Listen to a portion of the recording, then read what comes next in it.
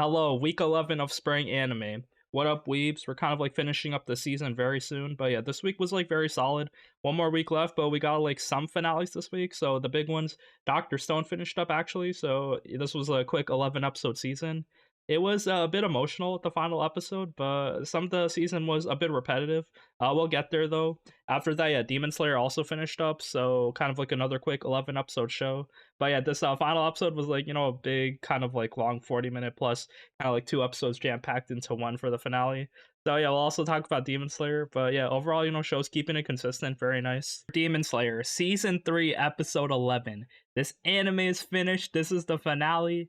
And to be honest, this anime super mid, hot take, controversial. I know, get your pitchforks out. But yeah, I've been hearing like it's the classic shonen story, does nothing new, painful ass flashbacks. The pacing is so slow. These fight scenes are very cool, animated very nicely, but even the fight scenes were kind of underwhelming this season. So yeah, let's talk about it right now. So yeah, UFOtable like doing a good job anyway though. Like if they pick up your favorite series, they'll do a good job just like being faithful to it. The kind of stories just like matches the manga. The kind of action, voice acting, everything's like very solid. But problem is the flashbacks so painful. Also, these demons are kind of underwhelming, so that's like also a story point. They're so much worse than Gyutaro, even though they're supposed to be like a lot stronger, like upper 5, upper 4. They just felt so underwhelming. So I mean, yeah, we'll talk about this episode right now. So it was a hard fought victory. So we see the love pillar. She's kind of just we actually don't see her this episode. She doesn't really fight that much, but yeah, she's in the back, kind of holding back the like the little kid with all the four kind of emotions merged into him. And now Tanjiro, Nezuko, and the dude with the shotgun, Ganya. So they're chasing after the little dude, the tiny body. They discovered him.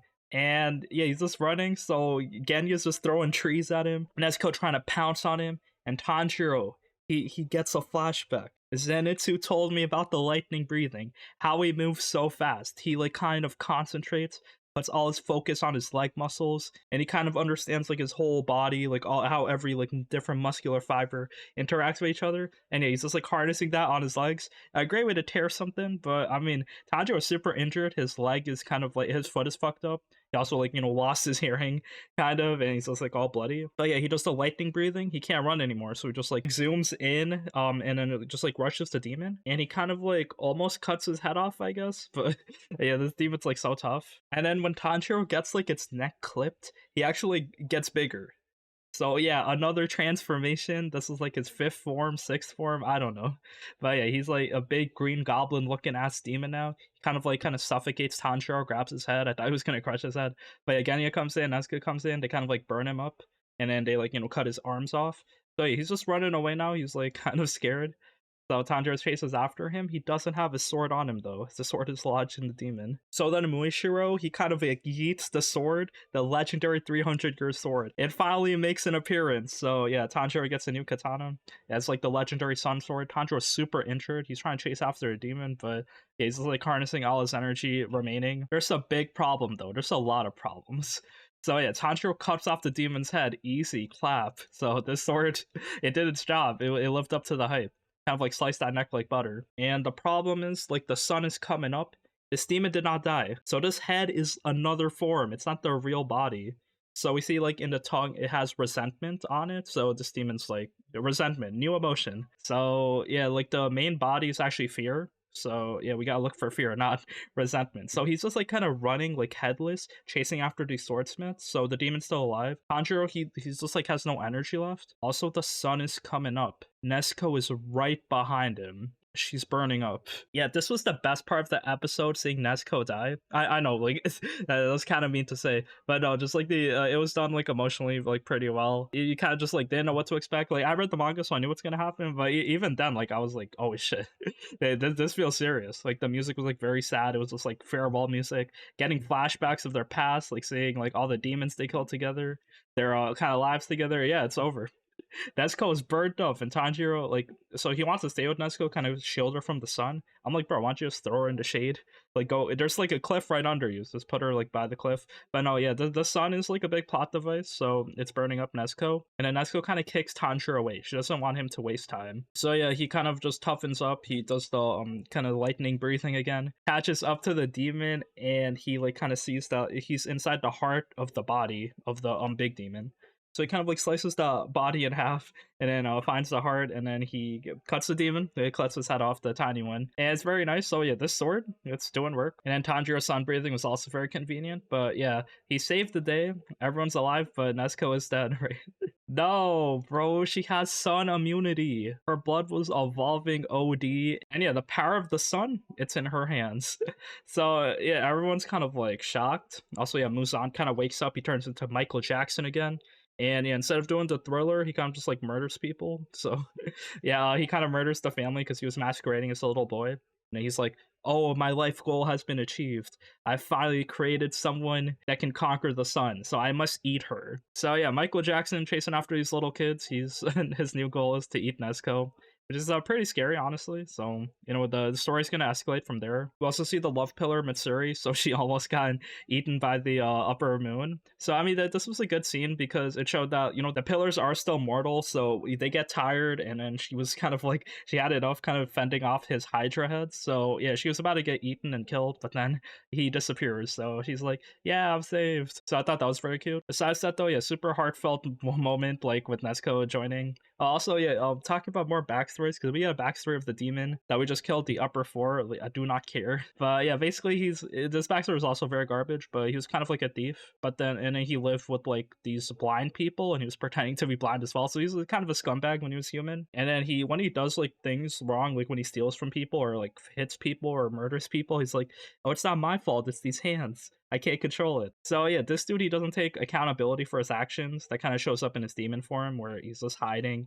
Even though like his demons are fucking shit up, he's like, it's not my fault. So yeah, basically yeah, he gets executed or almost gets executed, but then Muzan kind of saves him. So yeah, very very underwhelming backstory. Like, who cares? I guess it was funny that he's pretending to be blind and taking advantage of these blind people. But yeah, besides that, we also get Muzan's backstory. So yeah, when he was like younger, when he like thousands of years ago or 1,000 years ago, he was very sick. And then this doctor kind of turned him into a demon. Like he was like the first demon or something.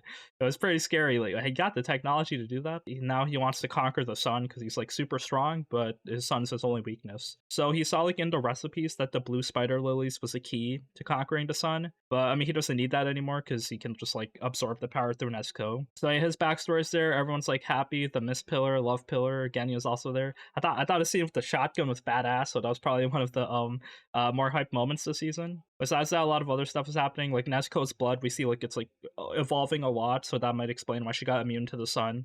There's like some deeper purpose that she's like fighting for that like makes her blood kind of change. So yeah, that's cool. Everyone else is leaving.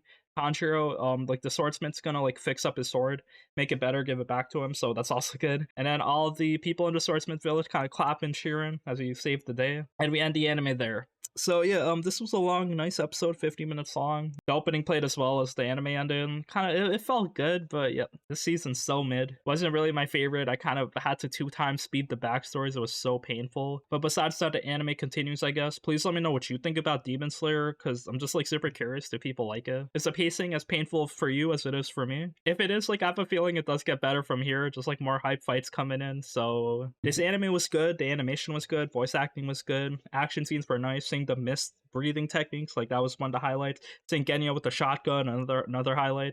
Seeing how like the people kind of interact, like very wholesome interactions at the beginning. But yeah, the bad parts, the pacing was so painful. Seeing backstories, like Mucho's backstory. We got his backstory at the end of one episode, and then it kind of continued. There was some extra backstory they forgot to drop at the beginning of the next episode, so back to back over there. We also got Mitsuri's backstory, which is like, you know, whatever, super average. And then yeah, this demon's backstory, like who cares? Besides that though, farewell for Demon Slayer, good ass animation, and I guess the squad's gonna be reunited soon. I wonder what pillars we're gonna meet next. There's still a lot more that we gotta deal with. There's like the snake pillar, wind pillar, the big strong mountain dude, I think. So yeah, a lot of other dudes coming in. A lot of stuff could happen, so the anime does continue. So I'll talk about Jigokuraku again because Yeah, the anime's continuing. It's gonna be a 13 episode season, so yeah, we're on episode 11 of Jigokuraku Hell's Paradise, and yeah, two more episodes left. So it's gonna be pretty sad when it's finished. Like a new shonen out here, but yeah, we still got 2 episodes. A lot of shit could happen, and people could die out here, or we could even get the elixir of life. Who knows? But yeah, this episode it was a bit underwhelming actually. So I can see like where people were complaining about like pacing issues because it was really glaring on this episode. It wasn't really a bad episode overall, but it just felt a bit weaker than the other ones, and I can kind of see like where the manga readers are going for because this like anime's a bit controversial. I think where people, the Mappa Dick writers are loving it, but then a lot of people are critical, like oh it's not their best work. They're cutting some stuff. I think the anime's like pretty decent. The story's like also not that bad either, and like the story's not strong. Let's get that straight. But like the characters are nice. They're just doing things like samurai aesthetic, supernatural island. Like it's fitting pretty well. So yeah, some problems this episode has was just like it was a bit rushing. Like people got their power ups, so yeah, they're learning Tao really quickly because they got to fight like the generals. So they're also like immortal tree men, but they're called the Doshi. So yeah, they're kind of like disfigured. They're not beautiful, and they're a bit imperfect, but they're still immortal and they can do Tao. So yeah, our squad got to learn how to use Tao to survive. So there's two big fights in this episode. One is Gabimaru. He's fighting with the big tall samurai dude, and he's also trying to protect the girl Mei. The other fight we see is Chobe and his brother. So yeah, they're trying to fight as well. Last episode, Chobe actually got slashed in the neck. So we get a recap of that. So yeah, Chobe actually like he's not using Tao to heal himself. He absorbed the power of the plants. That was kind of crazy. When he was like dying in the hole, the plants kind of absorbed into him. They went into like his arms and neck. And now he's just immortal. He has like kind of like a physically superior body. If he breaks his arms, if he gets cut up, he just instantly heals. Which is kind of nuts. Like damn, I didn't know your body could do that. Like, but you're losing your humanity the same way. But Chobe kind of doesn't really care. So let him do him, I guess. So yeah, he's fighting one of the Doshi. He's like, "Oh, can you just die, fall in the hole? I don't want to kill you." Blah blah blah. But yeah, they fight. End of the day, they fight. So yeah, I mean it's no big deal. The Chobe doing shit like no injuries can really harm him, and then he's just like punching the dude in the face, killing him, hitting him in the like midsection, cutting his arms off. And then his little brother is also kind of just like putting in the support. So yeah, they kind of dispatched this dude pretty easily, but yeah, it took them like a bit of learning on how to handle Tao. So Chobe himself, he could always like subconsciously use Tao, but then now like since the plants like absorbed into him, now he can like actually see it. So he's kind of learning very quickly. Every time this Doshi is attacking him, he sees like the form, the shape of his body, and then now Chobe's putting Tao inside of his attacks as well. So if you fight Tao with Tao, then you're on an even playing field, and he just beats this guy so easily. And then yeah, the dude's kind of like surprised, like oh shit, these humans, they're becoming a problem. They're learning. So yeah, I thought like the learning of Tao was pretty on point. Like this fight was like pretty decent actually, because it was pretty badass seeing Chove just like he's steamrolling through everything, and now he got like this big ass power up. His little brother's kind of scared of him because yeah, they're happy, their lives are safe, but like he's turning into a monster. So there might be some implications there. Like maybe he has like the monster, like the second form. Like some of the people have second forms, but yeah, we'll see. Second part of this episode, though, yeah, it's a bit disturbing actually, because we learn from the other Doshi, because Gabimaru is fighting two of them with the help of Ganta, I think, the big samurai dude. So yeah, they're fighting like these bug Doshi, and they're also pretty strong. So yeah, the problem is they want to kidnap Mei. Not kidnap, but like Mei ran away from them. So we learn about Mei's backstory. Very tragic, because it has to do a rape. So goddamn. And then yeah, it was pretty uncomfortable for me. But I mean, I guess this was like whatever. It makes Gabimaru the good guy because he's protecting the girls. And then yeah, it's like an easy way to sympathize. But yeah, basically she well, they kind of tell us about like what Tao is. So it kind of is a bit like Nen, where just there's some layers to it. So if you want to master Tao, there's 5 steps. It's the Doin, the Taiso, the Shisu, the Shuten, and the main one, Bochu Jutsu. No, not Bochi the Rock Jutsu, Bochu Jutsu. So yeah, Bochu Jutsu is very fucked up because it's some it has to do with yin and yang. So you have to kind of combine with someone else, and then you like combine your energy, and then like your Tao is like strengthened. So what does combining mean? It means sex. Yes, we saw the demons having sex. That was for power ups. That wasn't for pleasure. So yeah, the issue is like, okay, they tell us what yin and yang is. Like, okay, some like the women have the yin, the men have the yang. So you need a woman, you need a woman and a man. Thing is the Tencent can like bypass this because they can just become both genders whenever they want. So yeah, Pride Month is good for them, but yeah, for these doshi enemies, nah, bro, no pride. So yeah, we gotta fuck them up. They're the villains. Yeah, the fucked up part was like that they're dudes, and then they want to have sex with me to get powers. So that's why May ran away. So I mean, very uncomfortable, but I guess we learn more. So yeah, sex is like a big plot point, I guess, to get stronger. Yeah, Gabimaru doesn't want like anything to do with it. All the other dudes like, bro, that's kind of fucked up. So yeah, they fight. Yeah, Gabimaru has his like fire jutsu, Ninpo, ascetic blaze. Yeah, problem is these dudes can regenerate, so and they also have like their big monster bug forms. And yeah, like these bugs are also fucked up because they're like the centipedes and the human face butterflies that can poison you and turn you into flowers. So how does Gabimaru deal with this? He discovers Tao. He like super speed learns that shit. So he's getting beaten up. So he kind of talks to May. She also has Chico's voice actress. It was very nice. I love hearing Chico's voice. One of my favorite characters, and like her voice is just like a breath of fresh air. Seeing her just voice new characters. So yeah, very cute. And yeah, she's like telling Gabimaru, "Oh yeah, you're strong, but you got to use strong weak, so you got to find the middle way." Something clicks in Gabimaru because he's not he is used to learning and adapting. Like, he's been in this like hardcore ass ninja village, so he's been training. So yeah, this is no different. He kind of picks it up very quickly. So yeah, I thought that was like very abrupt, but yeah, Gabimaru can see the Tao. He can like use his own Tao and like throw energy bullets and stuff. So Gabimaru kind of just like touches this insect dude, like imbues it with Tao or something, and disintegrates it. And then yeah, him and then the big samurai dude Ganta, they double kill both of the Dotsu or both of the Doshi. And yeah, GG easy. That's cool. A lot of like cool shit. These generals, these Doshi generals, they're very underwhelming. They ain't shit. But I mean, I guess one stepping stone closer to the Tencent, because the Tencent are the real fighters, and there's like 7 of them. So yeah, that ain't no pushover. So yeah, May's the cute girl. We gotta protect her. They're doing evil shit. Watch out for the Bochu Jutsu. That's like kind of some fucked up shit this week. Also, yeah, we saw that Ganta. He also has a hook hand because the other Simon, the little blonde dude, I gave him a hook hand after he cut it off. So that was funny. Also, after that, in the end of this episode, we see Sagiri, Yuzuriha, and then the executioner and the treatment. Yeah, there's a problem coming up because they like opened the door to the like the inner sanctum. I like apparently this is where the elixir of life is, I think. And then yeah, there's just a Tencent waiting for them, and he instantly cuts the head off Groot. So the big tree man, like rest in peace.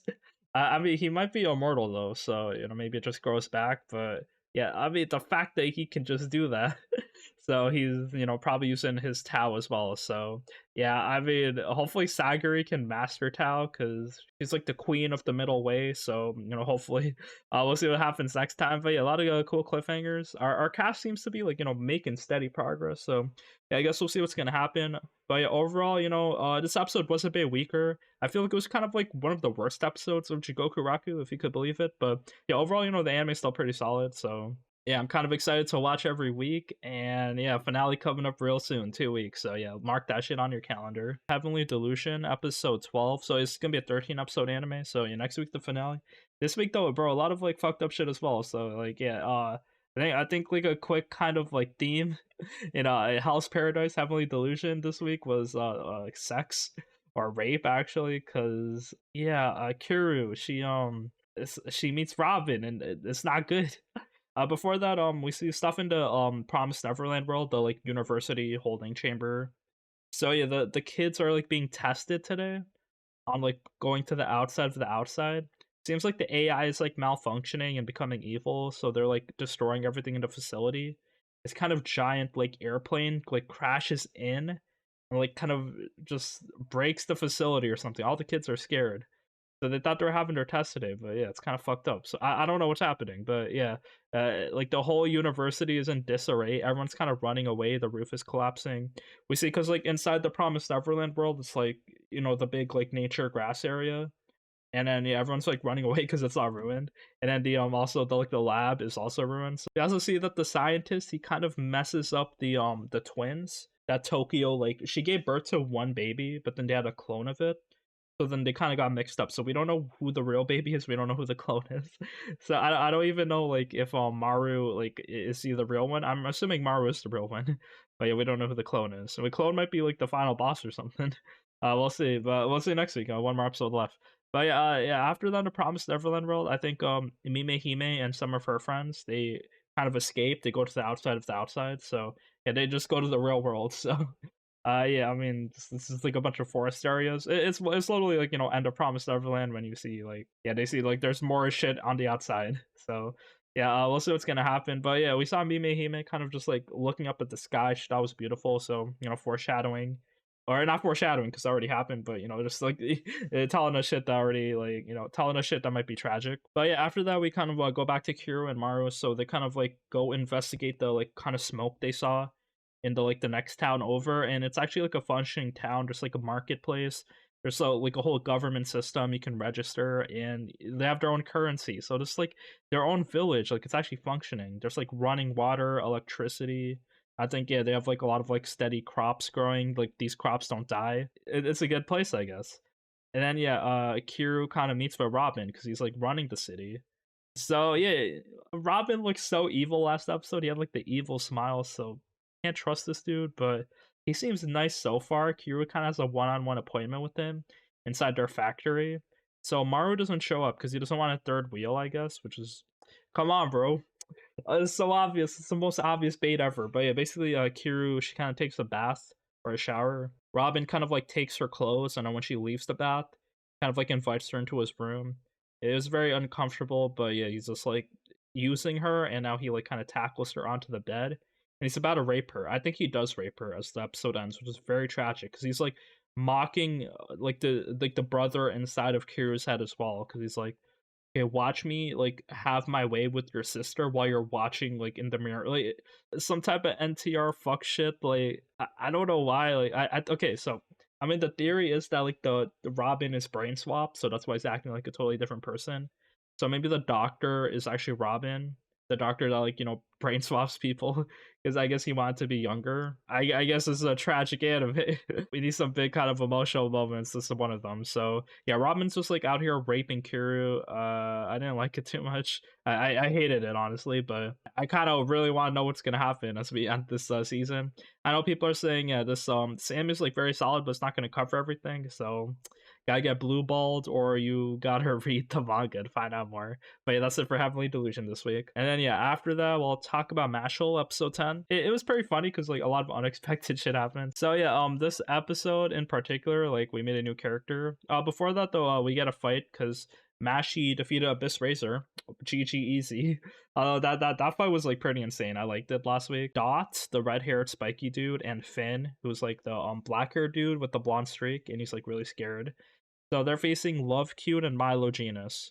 So yeah, Milo, he has like rock magic. He can turn people into stone. So yeah, she kind of like she's a double liner. So kind of like these other dudes have no chance. But yeah, before she attacks him, she's like, "Oh, do you think I'm cute? Do you love me?" So yeah, if you I thought this was part of her power or something. Like, don't trust these hoes. But apparently, if you don't love her, she'll like murder you. So yeah, she has wind magic. So she's just throwing tornadoes and shit. And then Dot has this explosive magic. Also, Dot's magic is like, it's not bad. Like, he's not a double liner, but he can just like barrage people with explosions, and it's like pretty effective. But your problem is, Love Cute just like throws tornadoes. So yeah, this fight was nothing to write home about at all. Like, just not getting destroyed by the tornado. He's kind of persevering, but then he kind of awakens to his like true power. I forgot what it's called, but it's like some bullshit, like just like a cross on his forehead, and he's basically like powered by emotions. When his emotions are really heated, and that's when like he powers up and he becomes like as strong as a double liner. Just drops more explode bombs on Love Cute. Her tornado is no big deal, and yeah, she loses, but she doesn't get like attacked or anything. She doesn't get injured because Dot doesn't want to hurt girls. So I guess brownie points for him. So yeah, Love Cute also decides to defect and join the other dorms. So yeah, like that was also pretty funny. Maybe maybe she'll become an ally.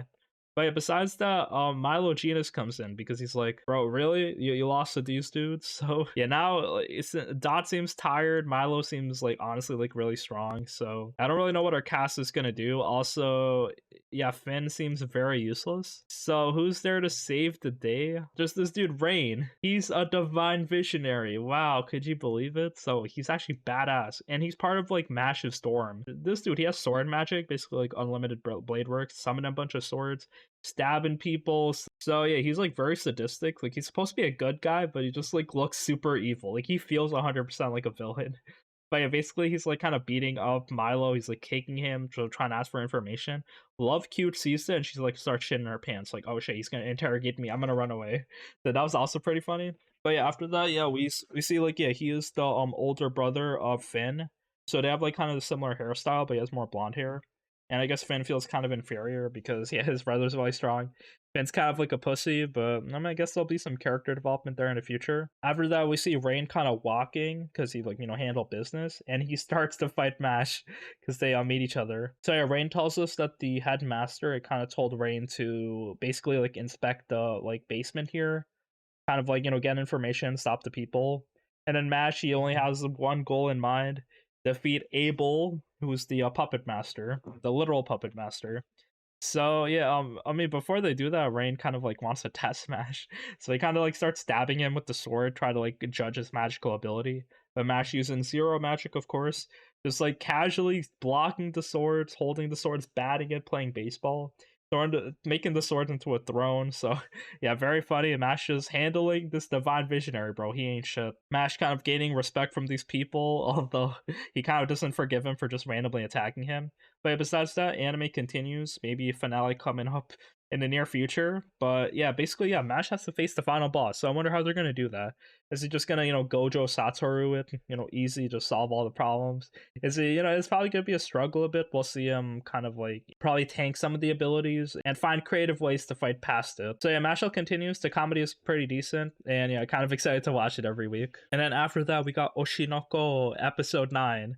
So yeah, this anime is heating up. So it's not really an Aqua focused episode. It's more of the girls in the idol group. So yeah, Aqua had his time. He kind of learned more about I with the like the director of the romance dating show. So it kind of tells Aqua stuff that like we kind of already know. So we don't know who the father is, but basically he said that she was basically kind of like, a country girl. She didn't really interact or talk to anyone. She was just, doing her job. But then one day she like met a dude and that just changed her. So yeah, this dude, whoever it is the guy, probably the father. Because I guess he like thought like, oh, she became a grown woman after she met him. Also, this dude is a part of Akane's like acting group. So yeah, they're like theater or whatever. So yeah, that's one step closer.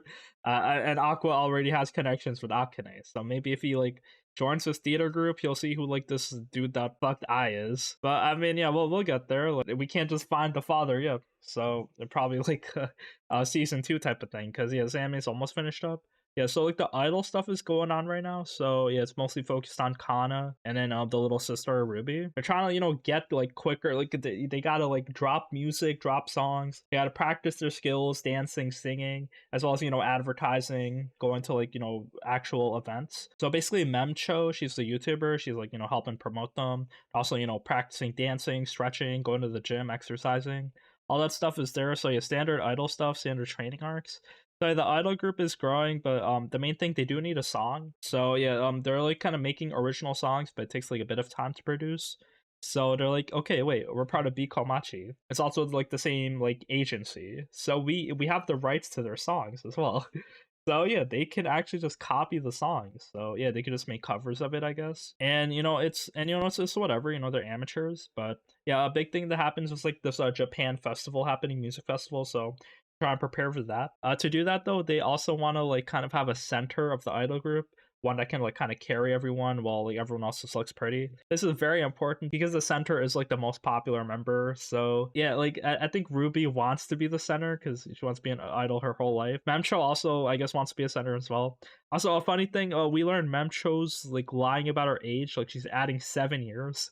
She's pretending to be 18, but she's like 25. which is pretty hilarious. But they brush over them, you know, it was just like a gag. But basically, they all want to be the center beside Kana. Kana's kind of like putting a tough front. She's like raising others around her up, but she doesn't want to be the center of attention. So she kind of like, I guess she feels washed up. So she's like kind of going with the flow. She's like letting other people shine. So yeah, Kana's like, oh yeah, you two just fight over it. Whoever wants to be the center, go for it. Also, yeah, also in this episode, Kana's feeling a bit down because she's jealous of Aqua. They're trying to communicate, but they can't really do it too well. So yeah, you know, Aqua's like doing his thing. He's not really like great with girls. Well, I mean, he's a player, of course, but he kind of just like ignores the effect he has on women, and then yeah, he's like kind of leading all these girls on. So yeah, Kana's just like really sad. Hopefully, you know, things get better for her. But yeah, they go to a karaoke place, Ruby and Memcho, to kind of like practice. The person with the highest score becomes the center. Thing is, their scores are like they're really low. Like Ruby scored like a 40 or something out of 100. So then who do we see? We see Kana at her house.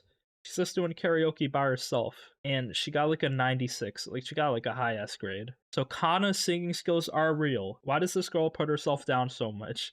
It's just like very interesting. So yeah, we got to see her shine. But yeah, it was very cool. She made like a whole album when she was younger. So I mean, yeah, her singing skills are the real deal. So yeah, I mean, I guess she'll be the center. Ruby and Memcho will just be the supporting cast until they get better. But yeah, anime continues. Nothing much to write home about, but the story's going good, feels good. Okay, so for Dr. Stone Season 3, Episode 11. Quickly go over this episode. So yeah, this is the finale, which is kind of interesting because it was a bit abrupt, but I mean, they did the same thing for Season 2, the Stone Wars, where just 11 episodes. Maybe they'll have like a special, or they'll just have like, you know, a quick Season 4, because this anime is like pretty popular. Story's like pretty long as well, so there's a lot of stuff to go for. But yeah, basically, yeah, we kind of end with no real resolution. Everyone is still turned into stone on the boat, but we're really close to rescuing them. So yeah, Kohaku MVP this season. She's been doing so much, helping out the team. So yeah, she finds that there's like a secret cache, like the kind of like rocket ship, the airplane, just like rare minerals stored in here. But it's like kind of trapped in like a cement boulder to basically kind of preserve it from the elements. So yeah, this cache of rare minerals, we gotta open it. We gotta send it to Senku. So what do? They kind of like try to blow it up silently, though, of course, because it's in like the middle of enemy territory. So they kind of make like a putty bomb. They mix chemicals. I forgot what. I think sulfuric acid, like sulfur, is like used very frequently in this anime. He basically mixes calcium with sulfuric acid, and then it turns into putty. So putty kind of expands from the inside. So that's how you get a silent bomb. You just like kind of just like pour it inside holes, and it just grows and expands and cracks it by itself. So yeah, Kohaku is doing this. It is pretty loud, so she gets like Amaryllis and Ginro to kind of like make distractions. Classic Dr. Stone comedy. It's like the same as ever. And yeah, after they do all of that, it is still pretty loud. So Kohaku has to kind of like infiltrate at night, kind of like dig things up. She does it, but makes a loud ass noise, and she breaks something. So yeah, she broke this jar, and it looks like it's full of sand. So she's like, "That's kind of useless, no?" But then yeah, people are coming, so she has to think fast. So she kind of like hides the cache. They still find it, but then she takes the dust of like sand that she found. Like she picks it up in her dress. A bit of fan service there. Her dress is like so revealing. But yeah, she kind of like takes it, kind of ships it off to Senku using like their remote controlled rats. So it all works out. What did she ship off? Is it just sand? Bro, it's gold dust. That shit was the most important thing ever. So Kohaku MVP. So yeah, she gives them exactly what they wanted, because Senku's like, we can find bits of platinum in gold dust. So they're closer to kind of like unfreezing people, because you don't need that much platinum. The thing is, Senku realizes there's a shit ton of platinum in here. So there's like so much. So he's like kind of sifting through it. There's a lot. It was like, bro, my dad must have worked his ass off like tens of years. Like his whole life he was probably like searching for rare materials to like kind of give to Senku. Which is pretty insane. It's kind of like a cheat code, because you know, rebuilding society, you got help from like the OGs, the elders, and then they kind of like helped you like not have to process all these like minerals. So yeah, it's a very emotional moment. We see a flashback of Byakuya kind of like doing this. So they're the father-son duo helping each other out, and yeah, they got the platinum. And we end the episode there. So yeah, we end the season there. So yeah, we're gonna unfreeze them, okay? Season 4, episode 1, bro. Ryusui is gonna be unfrozen. But yeah, besides that, you know, a lot of loose ends to tie up. So yeah, Kohaku is still a part of the selection, as well as Amaryllis and Ginro. We see our squad is still very limited. We have Suika, who's, you know, very useful. But then besides that, yeah, it's just a Soyuz, Senku, and Gen. But I mean, Senku's the hard carry, so you could do whatever. So yeah, a lot of shit to go on. My overall thoughts on the season, it was a good season. If you like Doctor Stone, you'll definitely like the season. If you didn't like Doctor Stone, though, it's more of the same. So yeah, it is a bit repetitive as well. So if you don't have time for this anime, if you got other shit to watch on your list, yeah, I don't really recommend watching this. But I mean, if you do love Doctor Stone, just continue the story. Can't go wrong. Okay, so for Vinland Saga Season 2, Episode 24, this is the finale. We did it. We finished the anime. So, insane anime. One of the best stories we had recently. So, highly recommend it. This episode, it was the conclusion. Last episode was like very insane. I love the confrontation between Thorfinn and King Canute. It was very effective. And then now we're going back home. So, yeah, they sail back to Iceland.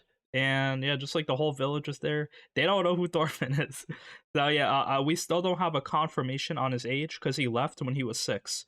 So that's when Thor's died, and he went on this whole trip with Askeladd, and went on big fun Viking adventures. Did not kill, murder, enslave these people. But yeah, after that, we're finally back. But we do realize that it's been 16 years. That's insane. So yeah, I thought it was like around maybe 16 to 18. But no, he's like 22 here. So I mean, yeah, he's back. No one really remembers him too much, but then as they like kind of like figure things out, yeah, oh, this is Thorfinn. This is that little dude, that little angry dude that left that time. So he goes to see his bigger sister. She's like angry Giga Chad. Her name's Yolva, and yeah, she does not recognize Thorfinn, or she's just a Wanu, so she kind of like kicks him in the face and says, "I don't know who you are." But then, yeah, when Thorfinn visits the mom, it's like pretty obvious. The mom can always recognize the son, and then she sees like Thor's like face resemblance on him. So yeah, she gives him a hug. Very heartfelt moment, and yeah, like just the rest of the episode, they just like meet up with each other, catch up. The sister kind of punches Thorfinn in the face, like, "Oh, where you been?" When she kind of like confirmed it was him. So yeah, all of that is there, very cute. We see Einar also like enjoying the scenery, and yeah, just like the same as ever, Iceland. It's kind of winter right now, so yeah, a lot of snow, but the landscape has unchanged. All these people are here, kind of doing their thing, living in peace. So yeah, life here is pretty solid. But Thorfinn, he has a bigger goal. Yeah, he wants to make another place where kings can't reach it. Where if you're been enslaved, if you want to avoid war and like hardship, you'll just go to Vinland. So yeah, he's kind of working with Leif Erikson to discover Vinland. Maybe make a settlement there, get some money, get some people. So yeah, like his family's supporting him as well. So yeah, he's grown. He kind of like shaves his beard. Now he looks like a strong blonde European boy. And yeah, I guess the anime ends there.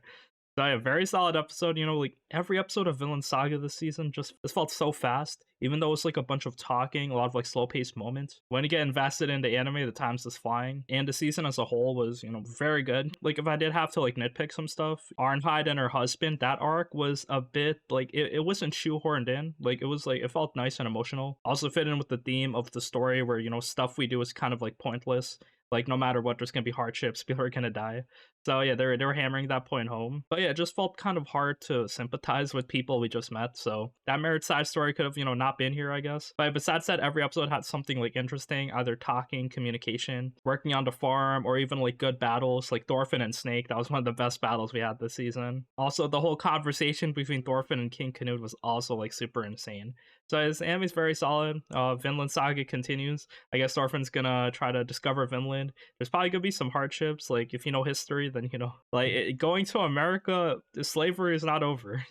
And you're also like infecting the natives with diseases. So yeah, a lot of problems come in, and it's not always this happy dreamland, this vision that like you want peace. There's always gonna be some conflicts, but yeah, we'll see how this anime handles that, I guess. I might actually just read the manga at this point. But yeah, that's it for Vinland Saga this week. One of the best animes we had this season.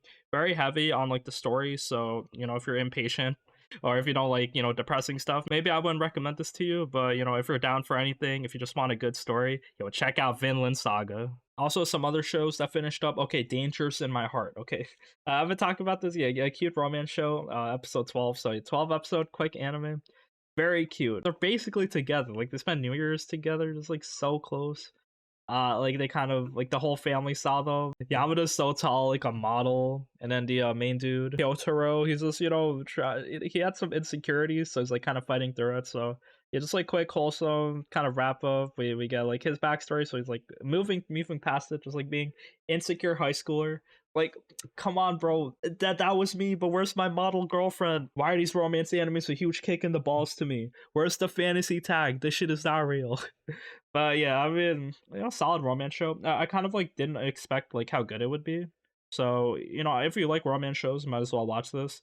If you, do not care, then, just another seasonal anime, probably forget about it. But yeah, cute anime. I really like the main couple.